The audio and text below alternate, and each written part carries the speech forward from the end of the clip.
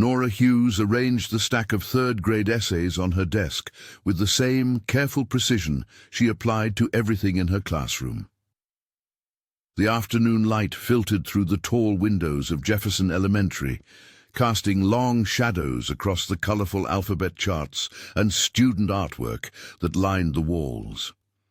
She had been teaching for 7 years now, and still found herself staying late most evenings, perfecting lesson plans and grading papers with meticulous attention to each child's progress.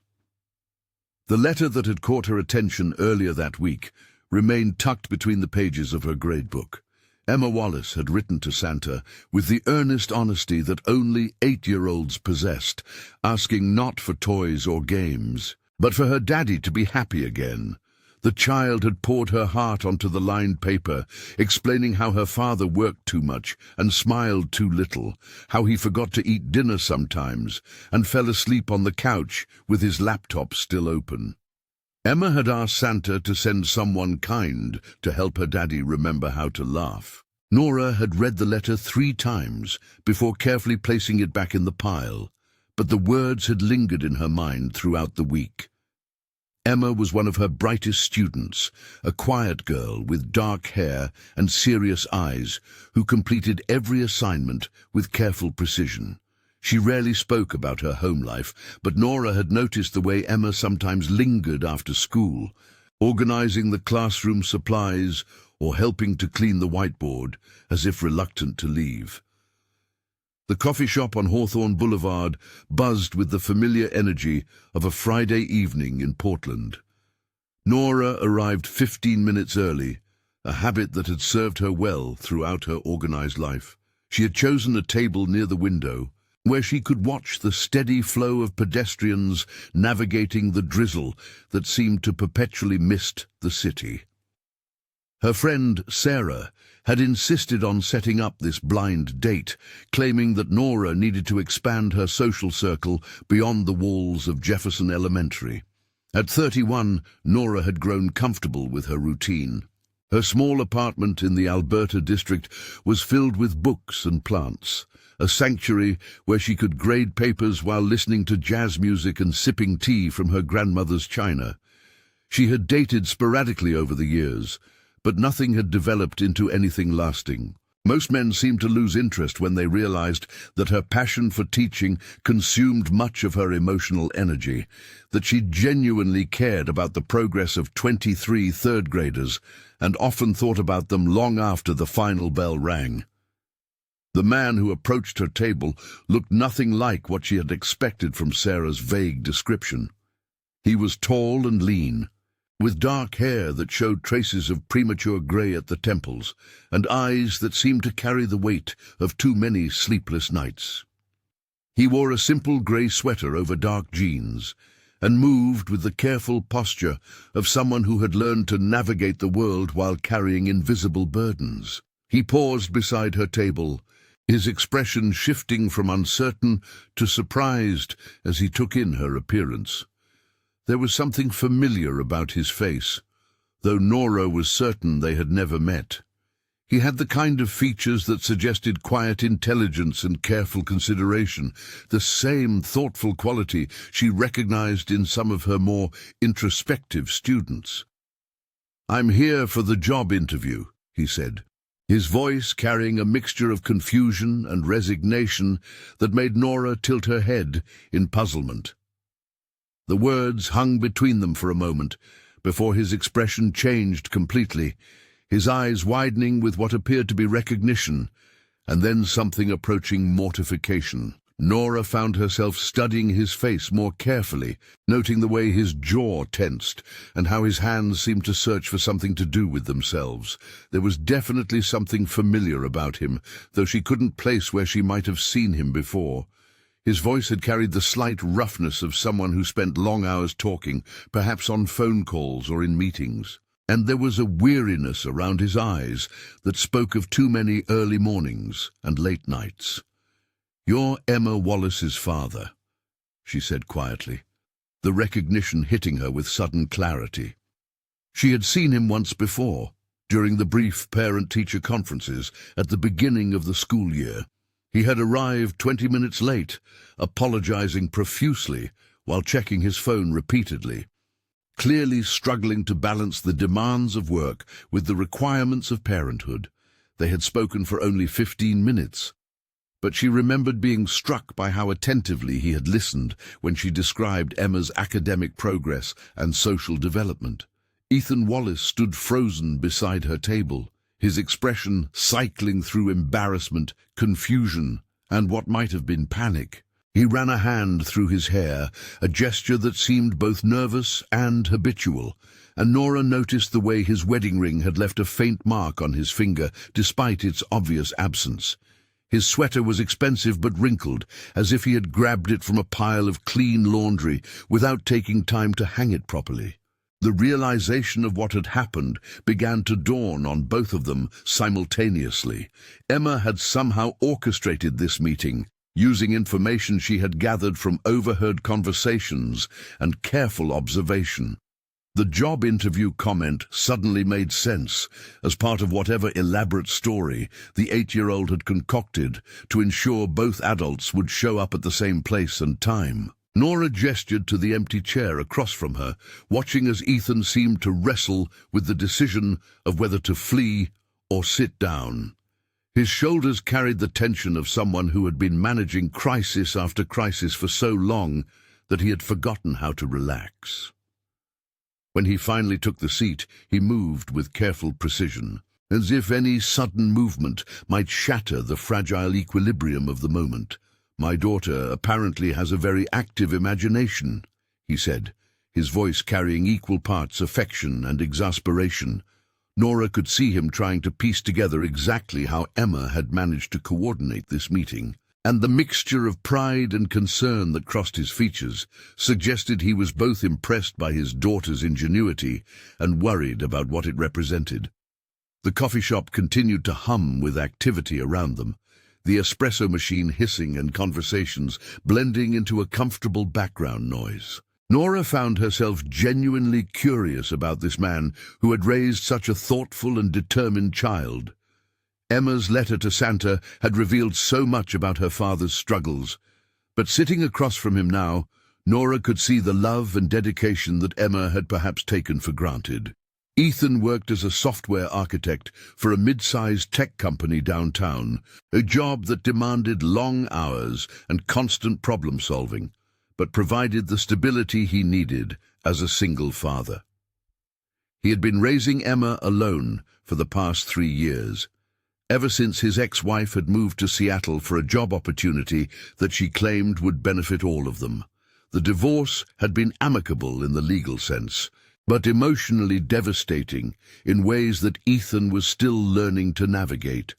He told Nora about the challenges of balancing deadlines with parent-teacher conferences, of trying to be both mother and father to a girl who was growing up faster than he had expected. Emma had started asking questions about relationships and friendship dynamics that left him feeling completely unprepared. He relied heavily on parenting books and online forums, often staying up late researching everything from how to braid hair to what constituted appropriate consequences for lying about completed homework. Nora found herself sharing more than she had intended about her own life and experiences. She talked about the satisfaction of watching her students discover new concepts and develop confidence in their abilities. She described the way Emma approached learning with such careful attention to detail, always asking follow-up questions and seeking to understand not just what something was, but why it mattered. The conversation flowed with surprising ease, moving from Emma's academic performance to broader topics about education, parenting, and the challenge of maintaining work-life balance in a city where the cost of living seemed to rise faster than salaries.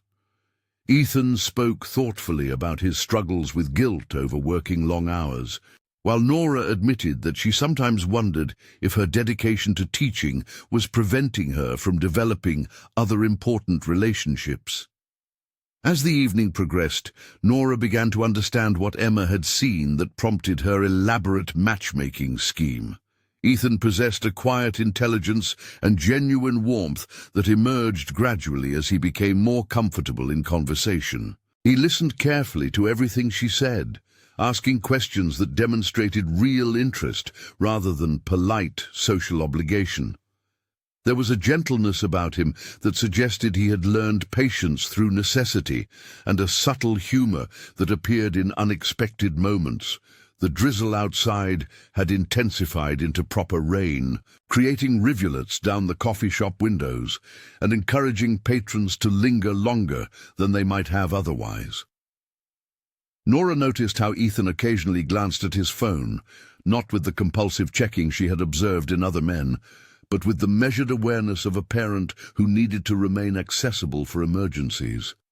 When he did check the time, she could see him calculating how long Emma had been at her scheduled play date and when he would need to pick her up. Their conversation gradually shifted to more personal territory. Ethan talked about the loneliness of single parenthood, not just the practical challenges, but the emotional isolation of having no one to share the small victories and daily concerns that came with raising a child. He described lying awake at night, wondering if he was making the right decisions, if Emma was getting enough emotional support, if his own sadness about the divorce was somehow damaging her development. Nora recognized the deep care in his concerns, the way he prioritized Emma's well-being above his own comfort or convenience. She shared her observations about Emma's resilience and emotional maturity, noting that the child seemed to have inherited her father's thoughtfulness and attention to detail. Emma was popular with her classmates, but also independent, capable of entertaining herself when necessary and quick to offer help to students who were struggling. The topic of Emma's letter to Santa emerged naturally as they discussed the child's perceptiveness about adult emotions. Nora debated whether to mention it directly, ultimately deciding that Ethan deserved to understand what had motivated his daughter's matchmaking efforts. She described the assignment and Emma's unusual request, watching Ethan's expression shift from surprise to something approaching heartbreak, as he realized how much his daughter had been observing and worrying about his emotional state. He was quiet for several minutes after Nora finished describing the letter, his fingers tracing patterns on the wooden table surface while he processed what Emma had written. The knowledge that his 8-year-old daughter was concerned about his happiness added another layer of complexity to his already overwhelming responsibilities as a single parent. He had thought he was successfully shielding her from his struggles, maintaining a cheerful facade during their time together, while reserving his moments of sadness and uncertainty for late nights when she was safely asleep. The coffee shop had begun to empty as the evening wore on, leaving them with more privacy to continue their increasingly intimate conversation. Nora found herself studying Ethan's expressions as he talked, noting the way his eyes became more animated when he discussed Emma's accomplishments and the subtle tension that appeared around his mouth when he mentioned the loneliness of his current life situation. There was something deeply attractive about his dedication to his daughter, the way he spoke about parenting as both a privilege and a responsibility he took seriously. Nora had dated men who viewed children as obstacles to overcome or burdens to manage, but Ethan clearly considered Emma the central joy of his existence, despite the challenges her needs created for his personal life. Their hands had somehow found their way to the center of the table during the conversation. Not quite touching, but close enough that Nora was aware of the warmth radiating from his skin. She noticed that his fingers were long and precise, marked by small scars that suggested he occasionally attempted home improvement projects or cooking experiments that didn't quite go according to plan. His nails were neatly trimmed, and he wore no jewelry besides the faint mark where his wedding ring had once resided. When Ethan finally checked his phone and realized he needed to pick up Emma from her playdate, there was a moment of awkward uncertainty about how to conclude their unexpected evening together.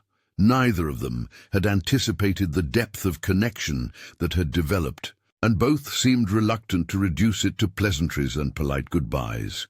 The knowledge that they would inevitably see each other again during parent-teacher interactions somehow made the current moment feel both safer and more dangerous.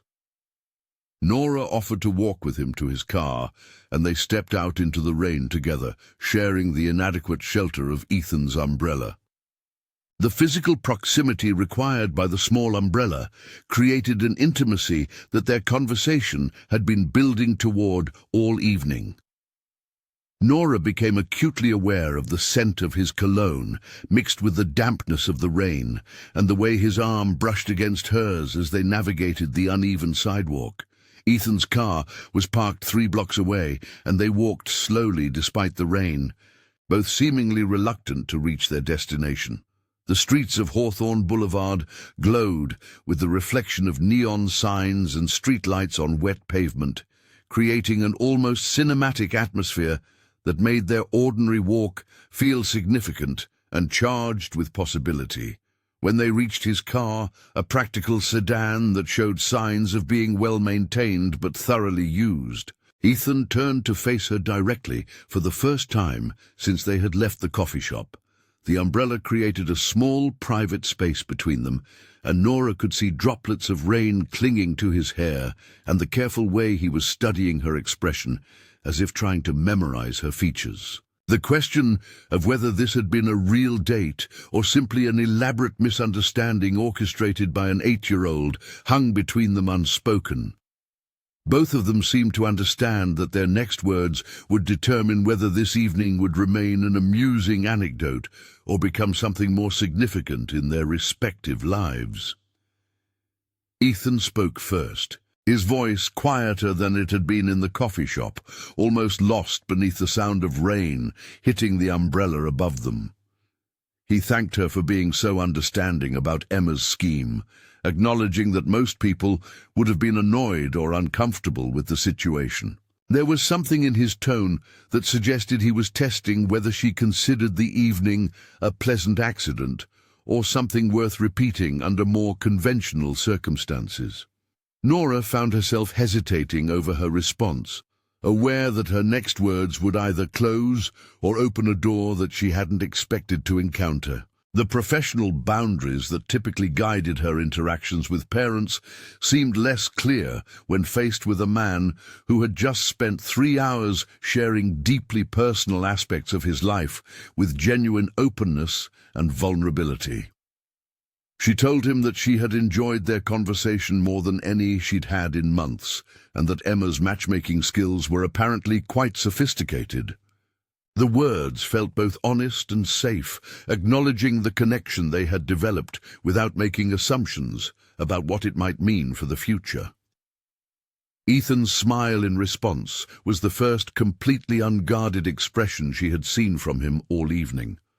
It transformed his entire face, erasing the lines of worry and exhaustion that seemed to be his default expression, and revealing glimpses of the man he must have been before life had taught him to carry so much weight on his shoulders.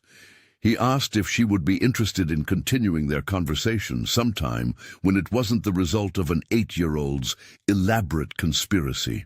The question was delivered with careful casualness, but Nora could see the uncertainty in his eyes as he waited for her answer.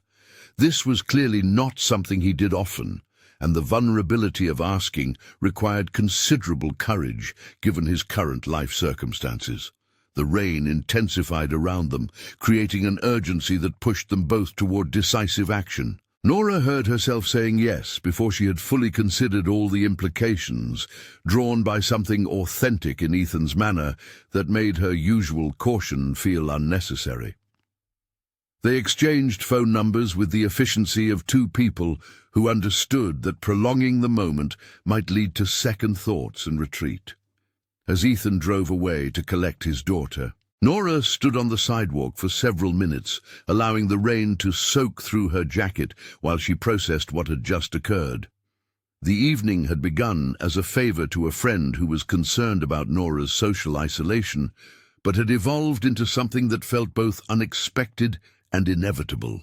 The memory of Ethan's careful attention during their conversation and the gentle way he had spoken about Emma suggested possibilities that Nora hadn't allowed herself to consider in years. The walk back to her own car gave her time to think about the complex dynamics she was potentially entering. Dating the parent of one of her students would require navigation of professional boundaries and careful consideration of Emma's emotional well-being. But there had been something in Ethan's manner that suggested he would approach any relationship with the same thoughtfulness he applied to parenting, taking time to consider consequences and prioritizing the needs of those he cared about. Over the following days, Nora found herself paying closer attention to Emma during class, looking for signs of how the child was processing whatever satisfaction she felt from her successful matchmaking efforts. Emma maintained her usual demeanor of quiet competence, but there was a subtle brightness in her expression that suggested she was pleased with herself for engineering the coffee shop encounter. The child made no direct references to the meeting she had arranged, but began incorporating questions about adult friendships and relationships into her journal-writing assignments. She wrote thoughtfully about the importance of kindness in human connections and the way shared interests could bring people together despite differences in age or background. Her observations demonstrated emotional intelligence that sometimes surprised Nora with its depth and nuance. Ethan texted Nora on Sunday evening, 3 days after their coffee shop encounter. His message was carefully crafted to be friendly without being presumptuous, thanking her again for being so gracious about Emma's scheme and mentioning that he had enjoyed their conversation. He suggested meeting for lunch during the upcoming week, proposing a small restaurant near Jefferson Elementary that would be convenient for Nora's schedule and allow them to meet during daylight hours when the interaction would feel less weighted with romantic implications. Nora appreciated the thoughtfulness of his approach, the way he seemed to understand that she would need time to process the complications of dating a parent from her school. His suggestion of lunch rather than dinner indicated respect for the professional boundaries she needed to maintain, while still expressing genuine interest in continuing to get to know her better. She replied the following morning, accepting his lunch invitation and suggesting a day when she had a longer break between her teaching responsibilities and after-school tutoring sessions. The exchange of messages felt both exciting and slightly surreal, as if she were stepping into a different version of her life where spontaneous connections and unexpected possibilities were allowed to flourish. Their lunch meeting took place on a Wednesday at a small bistro that specialized in locally sourced ingredients and maintained the kind of intimate atmosphere that encouraged extended conversation. Ethan arrived 5 minutes early, and Nora found him studying the menu with the same careful attention she had observed him applying to everything else in his life. He was wearing dark slacks and a button-down shirt that suggested he had come directly from work, and his hair showed signs of having been hastily combed in an attempt to tame the effects of Portland's persistent humidity. The conversation picked up naturally from where they had left off at the coffee shop, moving seamlessly between discussions of their respective work challenges and more personal topics about their goals and uncertainties. Ethan talked about his hopes for Emma's future and his concerns about whether he was providing adequate emotional support during her formative years. He described the guilt that accompanied every work trip or late night at the office, and his ongoing struggle to find balance between career advancement and present-moment parenting. Nora shared her own professional challenges, including the pressure to meet standardized testing requirements while still maintaining creativity and joy in her classroom environment. She described the satisfaction of watching struggling students gain confidence and the heartbreak of recognizing children who were dealing with difficulties at home that she could only partially address through her role as their teacher. The natural flow of their conversation created an intimacy that felt both comfortable and slightly dangerous. Nora found herself revealing thoughts and concerns that she typically kept private, drawn out by Ethan's genuine interest and his own willingness to be vulnerable about his uncertainties and mistakes. There was something profoundly attractive about his honesty regarding his limitations as a parent, and his commitment to continuing to learn and improve. As they shared a dessert that neither of them had intended to order, their conversation turned to the question of what they were hoping to find in their respective personal lives. Ethan admitted that he had largely given up on the possibility of romantic relationships, assuming that most women would be discouraged by the complications and responsibilities that came with dating a single father. His primary focus had been creating stability and happiness for Emma, with his own emotional needs relegated to a distant secondary priority.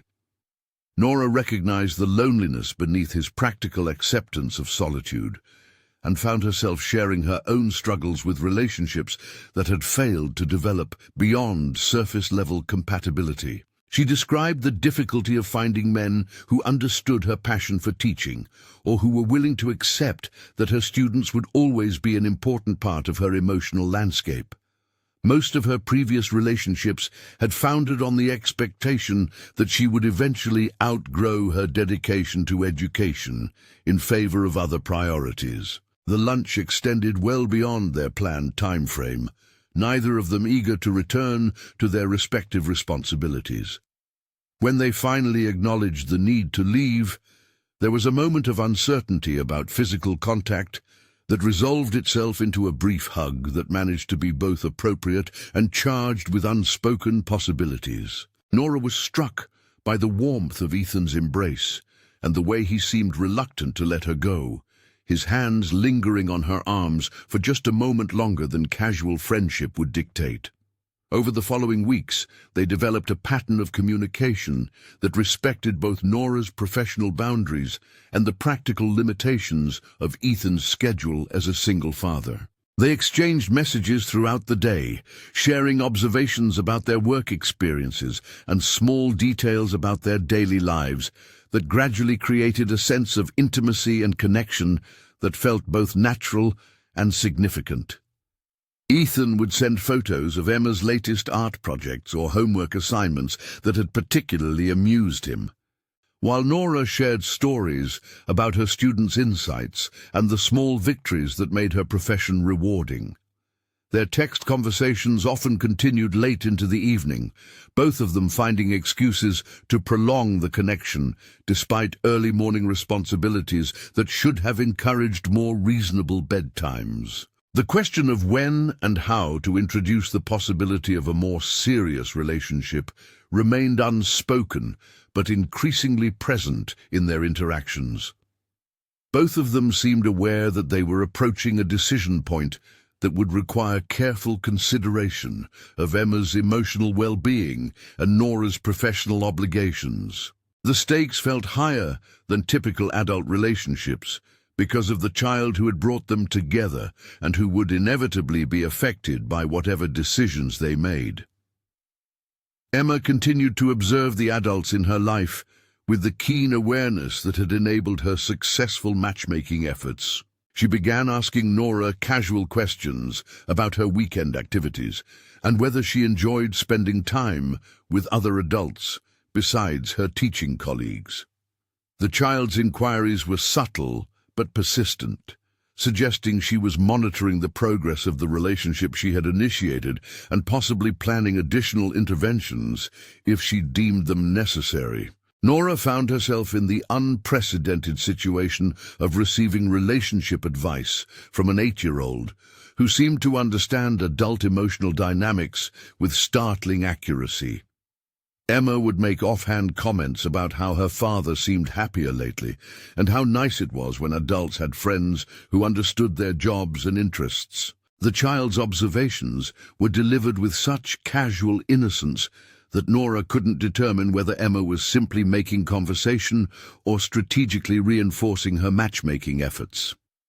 The first time Ethan called Nora instead of texting was on a Friday evening when Emma was at another sleepover, and he found himself alone in his apartment with no pressing work obligations. The sound of his voice, without the background noise of coffee shops or restaurants, created an intimacy that made Nora acutely aware of the physical distance between them and the effort they were both making to maintain appropriate boundaries. They talked for over 2 hours, the conversation meandering through topics ranging from their childhood experiences to their professional aspirations to their fears about the future. Ethan described the anxiety that accompanied every parenting decision and his constant worry that he wasn't providing Emma with adequate emotional stability. Nora shared her concerns about whether she was investing too much of herself in other people's children at the expense of developing her own family relationships. The conversation gradually became more personal, touching on their respective relationships with loneliness and their strategies for managing the isolation that seemed to accompany adult independence. Both of them admitted to feeling somewhat disconnected from their peers, who seemed to have figured out social and romantic relationships with an ease that neither Ethan nor Nora had ever experienced. As the call continued into the late evening, there were moments of comfortable silence that felt as significant as their spoken exchanges. Nora found herself listening to the sound of Ethan's breathing and imagining him in his apartment, probably sitting in the living room where he had told her he usually worked on his laptop after Emma went to bed. The domestic intimacy of the mental image created a longing that surprised her with its intensity. When they finally ended the call, both of them acknowledged that something had shifted in their connection. The extended conversation had created a level of emotional intimacy that would be difficult to retreat from, and both seemed to understand that their next in-person meeting would need to address the growing attraction that was developing alongside their friendship. Ethan suggested meeting for dinner on the following Saturday, when Emma would be spending the night with her grandparents, who lived across town. The invitation carried different implications than their previous lunch meetings, and Nora found herself agreeing despite her awareness of the professional complications that would arise if their relationship became romantic rather than merely friendly. The restaurant Ethan chose was small and dimly lit, the kind of place that encouraged intimate conversation and lingering over wine. Nora arrived to find him already seated at a corner table, wearing dark jeans and a sweater that emphasized the breadth of his shoulders and the careful way he moved through the world. He stood when she approached, and the hug they exchanged felt different from their previous embraces, lasting longer, and including a moment when his hand brushed against her lower back, in a gesture that seemed both protective and possessive. The dinner conversation flowed with the ease they had developed over their previous meetings, but there was an undercurrent of awareness about the changed circumstances of their interaction. Without Emma's presence as a buffer and excuse for their connection, they were forced to confront the reality that they were two adults who had developed significant feelings for each other despite the complicated circumstances that had brought them together. Ethan talked about his marriage and divorce with more detail than he had previously shared, describing the gradual erosion of emotional connection that had preceded his ex-wife's decision to move to Seattle. He admitted that he had blamed himself for the relationship's failure, wondering if his dedication to his work and his sometimes introverted nature had contributed to her feelings of isolation and restlessness.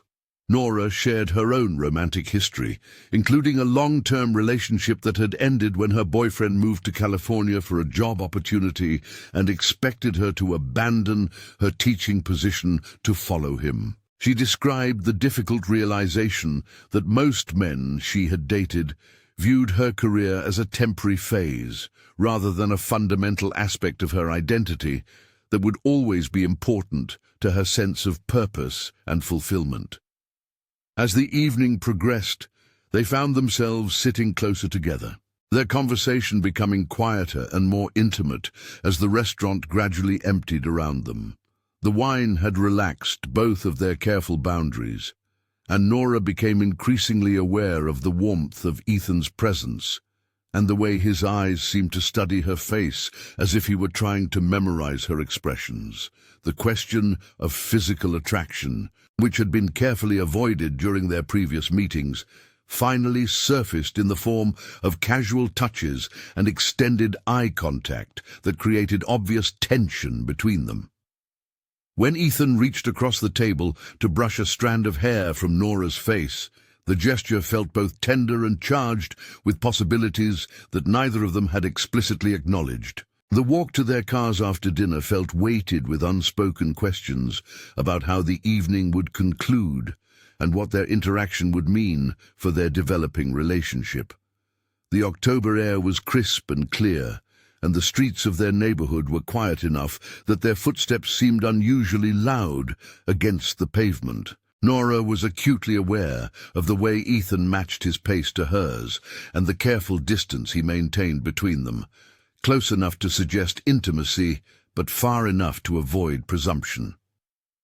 When they reached her car, Ethan turned to face her with an expression that combined uncertainty with barely restrained desire. The streetlight above them cast shadows that emphasized the careful way he was studying her face, as if trying to read her intentions and determine how much risk he was willing to take with their carefully developed friendship. The kiss that followed felt both inevitable and surprising, gentle at first and then deeper, as both of them seemed to realize that their feelings had moved far beyond the boundaries of casual friendship. Nora found herself responding with an intensity that surprised her, drawn by the careful way Ethan held her and the obvious restraint he was exercising despite his clear desire for greater intimacy. When they finally separated, both were breathing unevenly, and the question of what would happen next hung between them with obvious significance. Ethan's hands remained on her arms, and Nora could feel the tension in his body as he struggled between desire and the responsibilities that complicated any decision to pursue their attraction further. The practical implications of their relationship were too significant to ignore. Even in the aftermath of their first kiss, Emma's emotional well-being, Nora's professional reputation, and the potential for complications if their relationship didn't develop successfully all required careful consideration that was difficult to maintain while standing close enough to feel the heat radiating from each other's bodies. Ethan spoke first, his voice rough with emotion, as he acknowledged both his feelings for her and his concerns about the impact their relationship might have on Emma and Nora's career.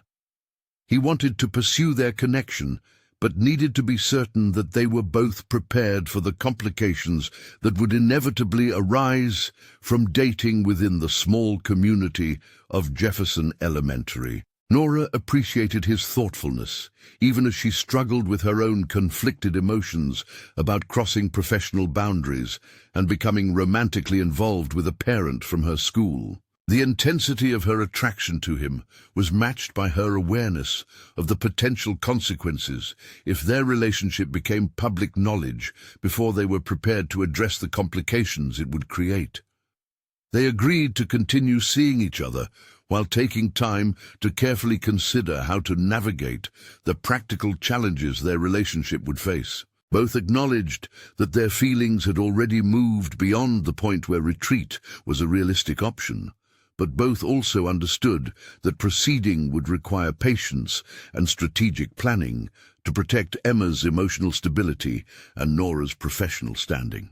The following week passed slowly, with both Ethan and Nora hyper-aware of their changed relationship status while maintaining professional distance during their unavoidable interactions at school events and parent-teacher communications. Emma seemed oblivious to the tension between the adults, but Nora noticed that the child was watching both of them with the careful attention that had characterized her original matchmaking efforts. Their next meeting took place at Ethan's apartment on a Sunday afternoon when Emma was visiting her mother in Seattle for the weekend. The invitation to his home represented another significant step in their developing relationship, moving their interactions into the domestic space where Ethan managed the daily routines of single parenthood and where evidence of Emma's presence filled every room. Nora was struck by the obvious love and attention that Ethan had invested in creating a warm and stable home environment for his daughter.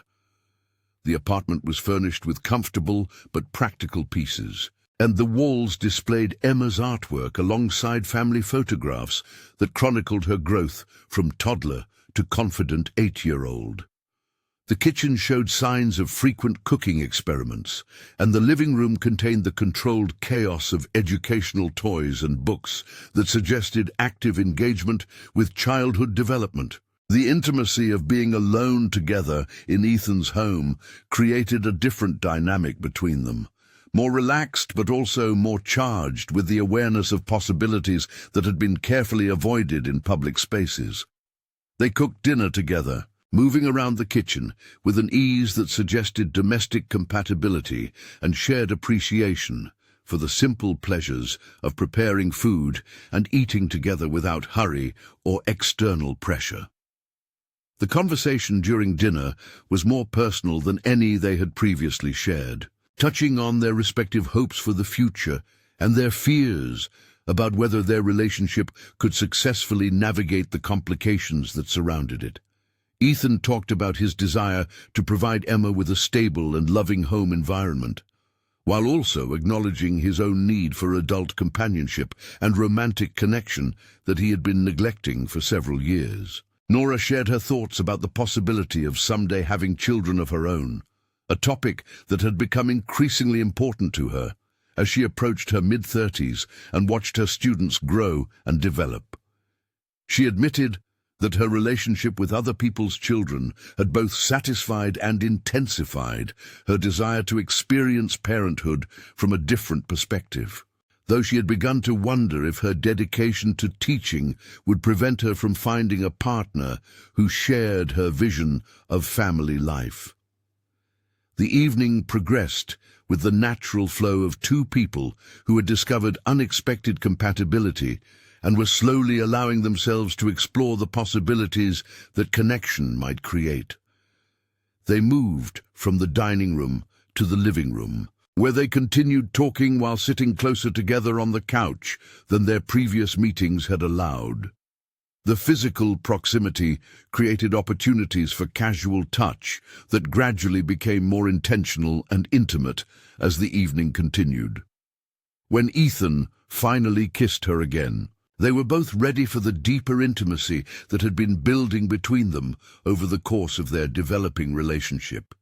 The kiss led naturally to extended embracing that demonstrated their mutual desire while maintaining the careful boundaries that both understood were necessary given their circumstances and the presence of Emma's bedroom down the hallway. The evening concluded with both of them acknowledging that their relationship had moved definitively beyond friendship, while also agreeing that they needed to proceed carefully to protect both Emma's emotional well-being and their own professional and personal interests. They were both committed to taking time to consider how to integrate their developing romance with their existing responsibilities and obligations. Over the following weeks, they developed routines that allowed them to spend time together while maintaining appropriate distance during school hours and public interactions.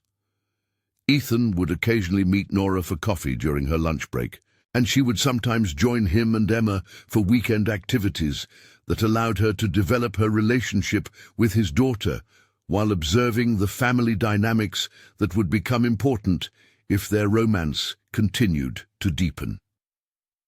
Emma responded positively to Nora's increased presence in their lives, seeming to enjoy having another adult who was interested in her thoughts and activities, and who brought different perspectives to their conversations about school and friendship.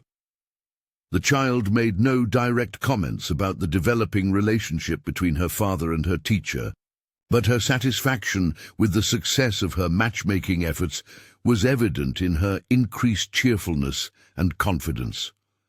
The Christmas season brought new opportunities for their relationship to develop, including school events where Nora and Ethan could interact professionally, while maintaining their personal connection through subtle gestures and shared glances that acknowledged their growing intimacy. Emma's holiday performance gave them an excuse to spend extended time together, while celebrating the child's accomplishments and observing her joy in having both important adults present for her moment in the spotlight.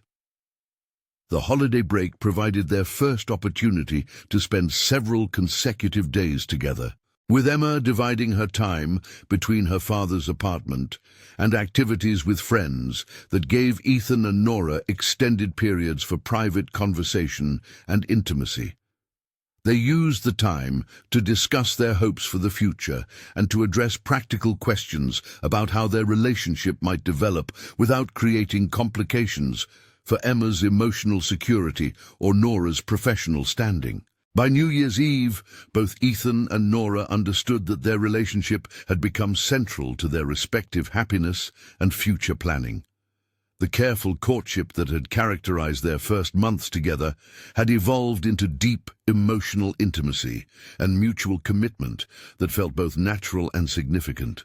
Emma's original Christmas wish for her father's happiness had been fulfilled in ways that demonstrated the child's remarkable insight into adult emotional needs and her sophisticated understanding of what would make her small family complete. The letter to Santa that had started their story remained tucked in Nora's gradebook, a reminder of the 8-year-old's wisdom and determination to create the family structure she had recognized they all needed. Emma Wallace had successfully engineered a romance that brought together 3 people who had each been managing loneliness in their own ways, creating possibilities for connection and joy that none of them had anticipated when they began their careful dance around professional boundaries and personal desires. As the winter semester began, Nora and Ethan faced the challenge of maintaining their relationship while navigating the increased scrutiny that would inevitably accompany any public acknowledgement of their romance. But both felt confident that their connection was strong enough to survive the complications, and that Emma's emotional security would be enhanced rather than threatened by the stable and loving relationship that was developing between the 2 adults who cared most about her well-being and happiness. The story that had begun with a child's letter to Santa had evolved into a love story that honored the complexity of adult relationships while celebrating the wisdom and determination of an 8-year-old who understood that sometimes the best gifts required careful planning and a little bit of strategic interference in the lives of the adults who had forgotten how to reach for happiness on their own.